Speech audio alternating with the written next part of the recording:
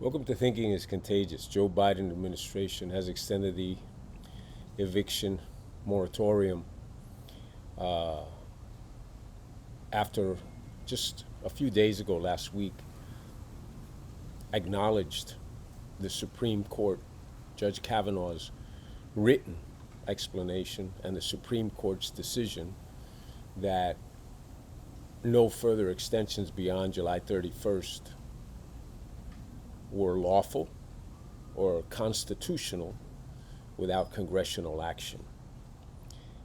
And Joe Biden acknowledged as much, threw it back in the hands of Pelosi and her lynch mob. And that lynch mob, led by the radical left, went to Joe Biden and said, as we have said in many of these programs, went to the Trojan horse that is Joe Biden and said, we put you here when you had no basis to be here so that you would do our bidding. And you will do our bidding. And it doesn't matter how foolish you look, how much you have to go back on your position. It doesn't matter because we demand that you do this.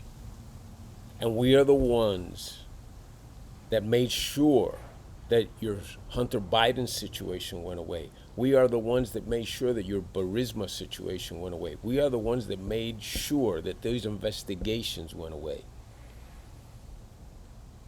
So you will do our bidding. And Joe Biden did their bidding. But let's say that you think that's conspiracy theory. And let me ask you a question. The savings rate, if you listen to any of the financial networks, the savings rate in this country has never been higher than during the last 6 months. Americans have money in the bank. Checking accounts 4, 5, 600% higher than average and normal in the past. How does that equate to having to send more money to keep people from being evicted? Let me ask you another question. The eviction, the right to evict. If someone's in the house and they're not paying you rent and you are a landlord and you have a mortgage, what happens?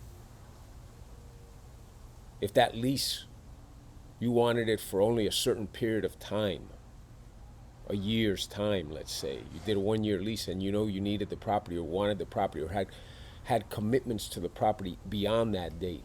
Now you can't evict that. You have no right. You've lost your property rights. You are receiving no income. And then we hear the White House spokesperson say, oh no, but those people can seek relief through the various government programs. Yes, seek relief through the taxpayer. Every burden that this administration puts out is on the taxpayer. If people have money in the bank, this need to give them more money, to keep providing money. We just approved, or in the process of approving, an infrastructure deal that's bipartisan, somewhere 900 billion, a trillion, somewhere in that range. Fine. But then through the Democrats are ready to bring in 3.5 trillion for human infrastructure that they're going to do solely as a Democrat initiative because they know they don't have the support of the Republicans on it. Continue to write checks, continue to send money when everything tells you that Americans are flush with money. If this is not, to piggyback on yesterday's program, proof positive of the Ponzi vote buying scheme that this is all part of, you open the borders to immigration, uncontrolled, lawless immigration, like this administration has supported, all in an effort to bolster the voting rolls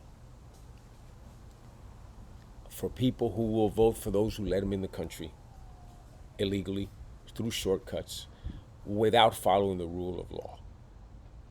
I've seen plenty of videos of Obama, of Bill Clinton, saying we are a nation of laws as far as when they were addressing immigration. But now all of a sudden that's not the point. Because why? Because you need to make sure you control the voting rolls. We talked about this yesterday. You eliminate the middle class because the middle class cannot be bought with the crumbs that fall off out of the feeding trough. But you can control the people who work for the government because you threaten their employment. You can control the people who the crumbs do make significant representation, and you can control the people that you let into the country that would otherwise have not been able to get into this country. That is how you create an occult behind a smoke screen dictatorship, whether it be as a senator or a congressman, whatever it may be. You have the votes of all those people, and you know that by eliminating or diminishing, not eliminating, but diminishing the footprint of the middle class, you end up controlling 60% of the populace, of the voting populace. You are king for life. And that is what's behind all this. Eliminate those that don't need you and can vote on issues and can use their own intelligence, comprehension, and thinking ability to realize what is right and what is wrong. Take the power away from those people and put it in the hands of the masses, which is exactly why, okay, we were established as a republic, because the founding fathers in their infinite wisdom were afraid of mass control. That is why we are a republic. That is why we are set up the way that we're set up. Okay? But the Democrats and the left know that that's not what they want. What they want is to be able to go to the feeding trough in perpetuity. The feeding trough that is funded and is kept full by the taxpayer dollars. Now, another issue.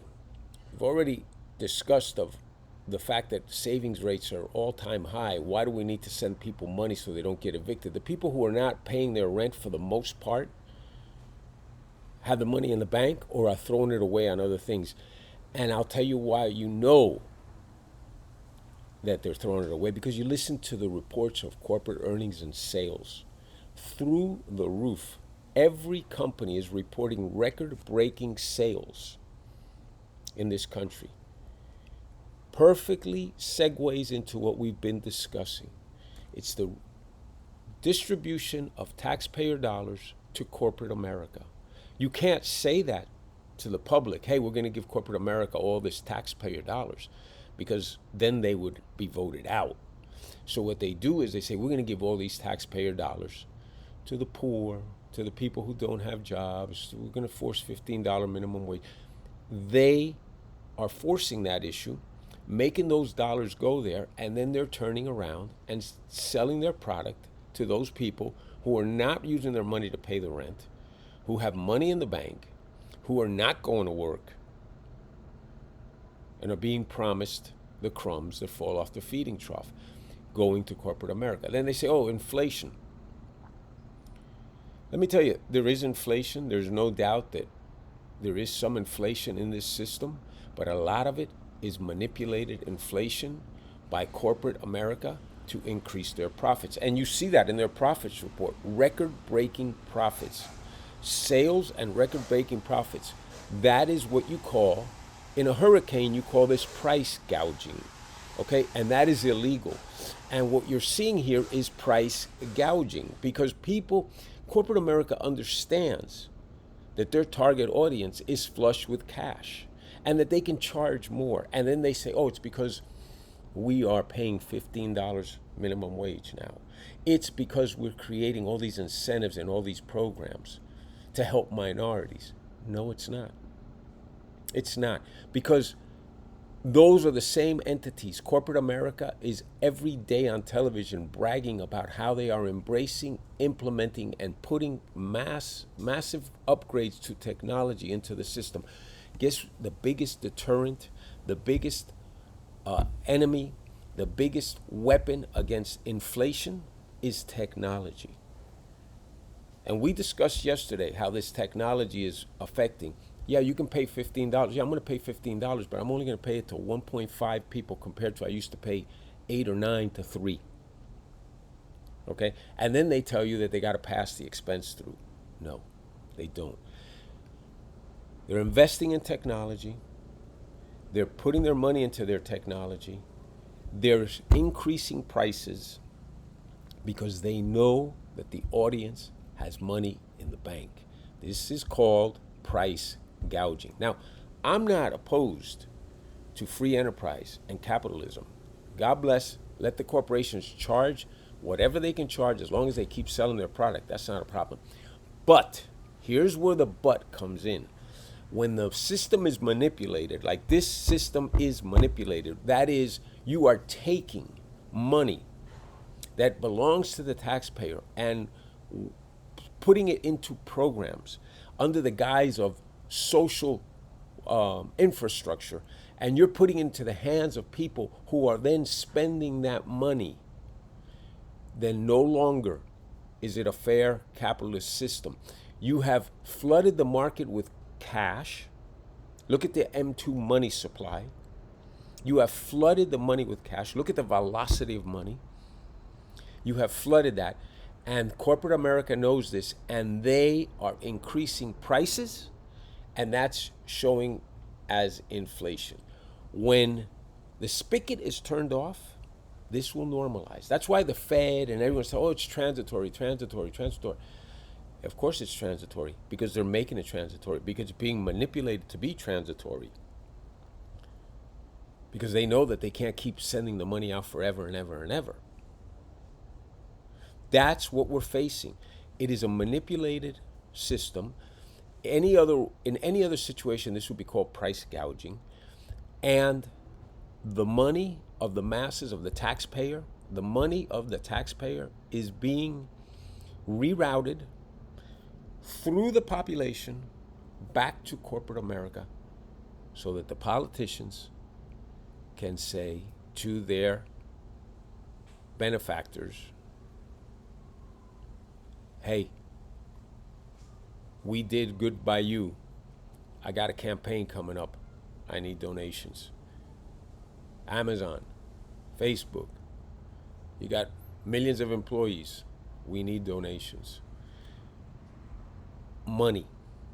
Money is at what is making this move, and it's not a hands-off free system, because I am the most capitalist guy in the world. And if this was a hands-off free system, have at it. Charge whatever you want, because the market will dictate. The market will dictate whether you're successful or not. If you're overpriced and you can't sell, you're going to go broke, but not anymore. Corporate America knows they can now move that line up. They can increase it because that that consumer has the taxpayer money in his pocket, his or her pocket. They didn't go out and work for it. Easy come, easy go. Keep voting Democrat. Keep voting liberal. Keep listening to Elizabeth Warren, Bernie Sanders. Sanders is a self-professed socialist. Keep listening to AOC. And then keep listening to the old guard that's been told by the progressive left, we will keep you relative to a certain point, even though you're well beyond your years of service.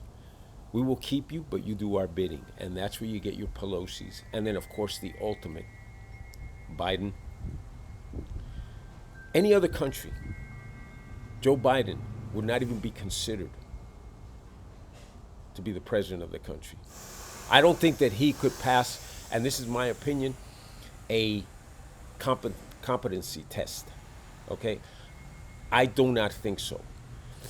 He's the president of the United States. Kamala Harris, we've discussed. there not on credentials, not there on qualifications, there because she checked two boxes that were critical to put before the progressive left.